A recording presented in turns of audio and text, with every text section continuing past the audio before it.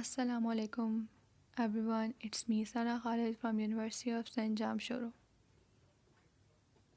The topic of my presentation is Meaning and Principles of Guidance and Counseling, assigned by Sir Dr. Amjad Ali Arai.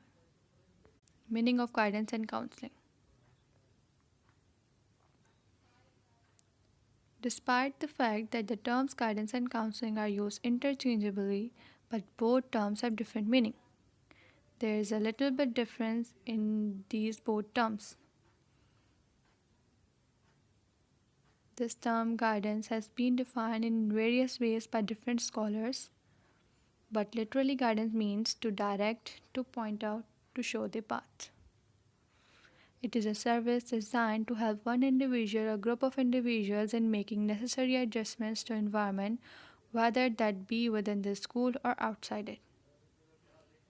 Guidance is a process of helping individuals through their own efforts to discover and develop their potentialities, both for personal happiness and social usefulness. Counseling. Counseling is a dynamic and purposeful relationship between two people who approach a mutually defined problem with mutual consideration of each other to the end that the younger or less mature or more troubled of the two is aided to a self determined resolution to his problem. Counseling constitutes three activities like informing, number two is advising, and number three is counseling. Informing. Here, the role of the counselor is to give appropriate and correct information to the clients. Advising. The counselor suggests appropriate course of action. Here, the counselor offers several options and recommends one according to your aim or interest. The third activity is counseling. The counselor helps the students to clarify his needs, feeling, or motivation so that he can make the appropriate decision for himself. In a family, parents counsel their children, doctors counsel patients, lawyers to clients, and teacher to students.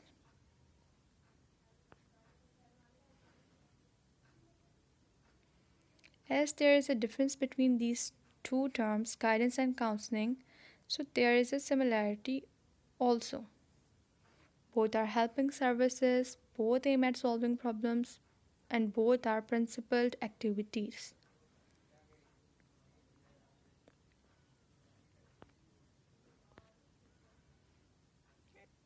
Now, our next topic is principles of guidance. Guidance is based upon the following principles. Number one is holistic development of individual, which means guidance needs to be provided in the context of total development of personality. Guidance deals with the development of the whole person. It does not only focus on the learner's academic achievement but should also focus on different aspects such as social and physical aspects. Number two is recognition of individual differences and dignity. Each individual is different from every other individual.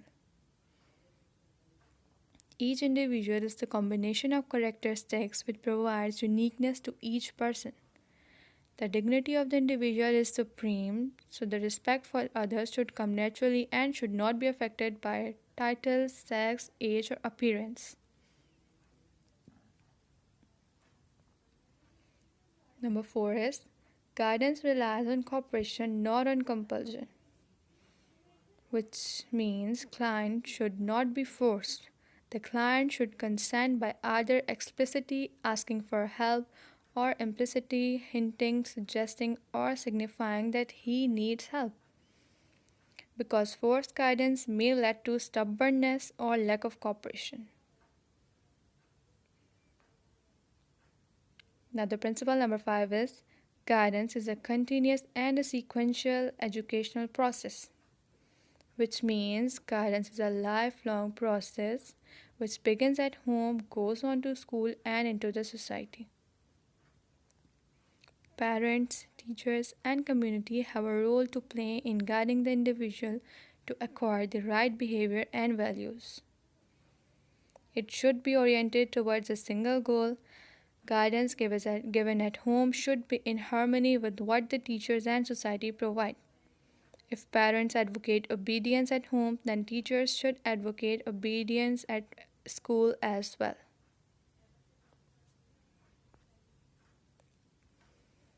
Now, our next topic is principles of counseling.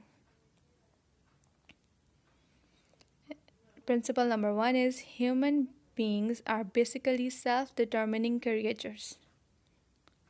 Human beings have an innate desire for independence and autonomy. They have the ability to control their own destiny and to be fully responsible for their actions. Now, the principle number two is a client should move towards a greater level of self acceptance and self understanding. That means he should aim to excel more and more. Now, the principle number three is a client should develop a greater level of honesty in respect to himself, which means client's real self should resemble the ideal self one would like to be. Self concept, the way individuals perceive themselves, should be congruent with their experiences. Now, the principle number four is objectives should be based on the client's need and not the counselor's, which means counseling is a client centered process. It helps an individual to make a wise and informed decision. So, the objectives of counseling should be based on the client's need, not on the counselor's.